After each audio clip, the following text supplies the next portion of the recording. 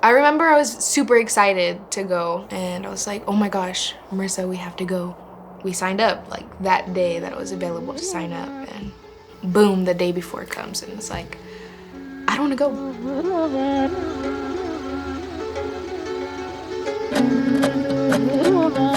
So we first got there, and I was like, oh my gosh, what did I get myself into? Like, I don't know how I'm gonna be able to do this for a week.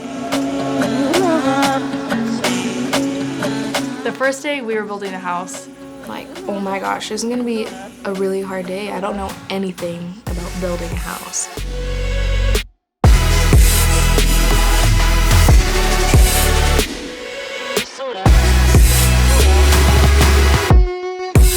It was downpouring quite literally the entire time.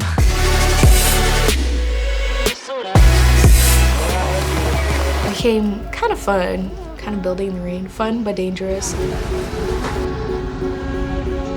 We would paint things and then it would pour and then the paint wouldn't dry, so the paint would just like go down. And I found myself getting like really frustrated. I was covered in mud.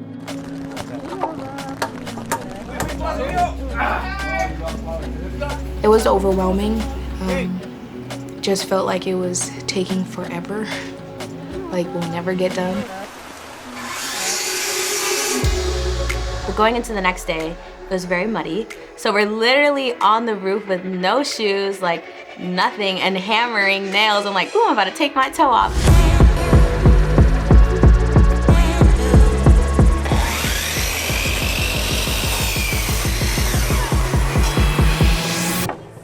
I got to have a unique vantage point to watch everybody else work. So when I would look down and see people in the shade, I would see that they were playing around with the children of the parents who we were building the house for. Or I would look down and I'd see people painting, and they're painting the walls that were supporting the roof that I was standing on. Like, I got to watch as our entire team did separate things, and I got to watch it from a unique point of view that not everybody else had.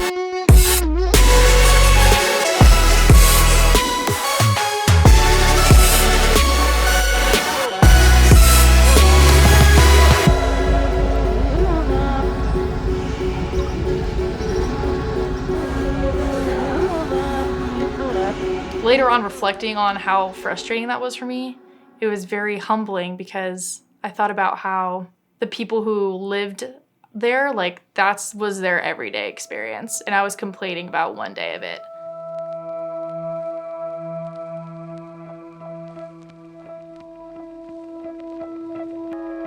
So same thing, wake up at 6:30, but guess what I decided to do? Wear flip-flops. It was super muddy, like it just rained the day before, it was all slippery, and I slipped and I cut the bottom of my foot. But Melissa, which is the mom, she came over and she saw that my foot was bleeding, and this mom that doesn't have much is willing to give me maybe one of the only pairs of shoes that she has, so I can continue what I'm doing.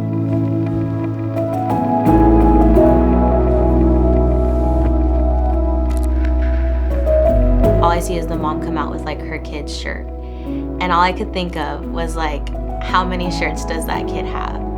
And the mom was just like so willing to like sacrifice like her stuff.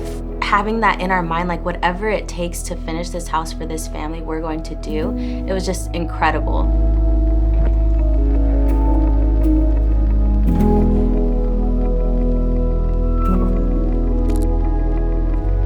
It's my privilege. Es mi privilegio. To give you guys the keys to your new home. Darles las llaves para esta nueva casa.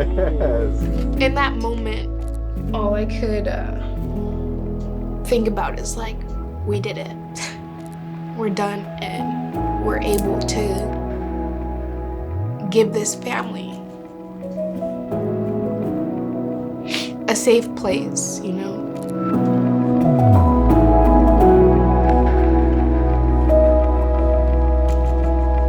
They didn't know that we had furnished the house, and then she turns around and she sees the washer and dryer. and she kind of puts her hand over her mouth and she's excited, and she calls her husband over and she points at it and she starts sobbing. And he turns the corner and he starts sobbing.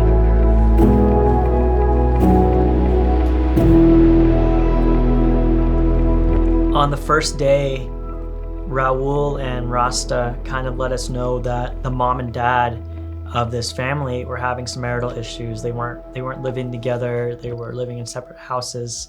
The building of this house also acted as the restoration, the rebuilding of a marriage. The people who were affected, and the people who were saved, and the people who were encouraged by the work that we did in Costa Rica are hopefully going to continue to be encouraged every time they look at the house that we built.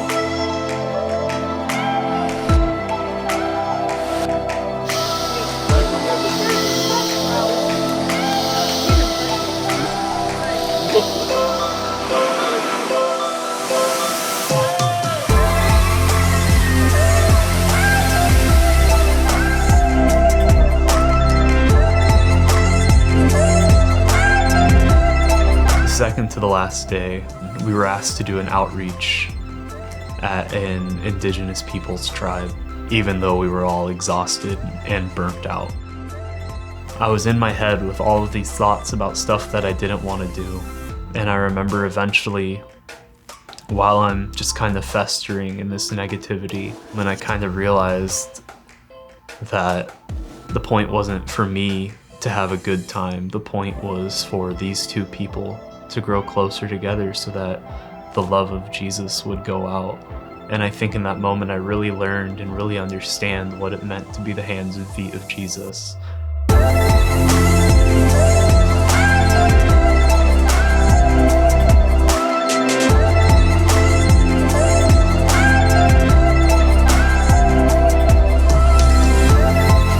But it's like, man, to witness these moments, to humble yourself in these moments. I can say that this Costa Rica trip was amazing. It changed my life.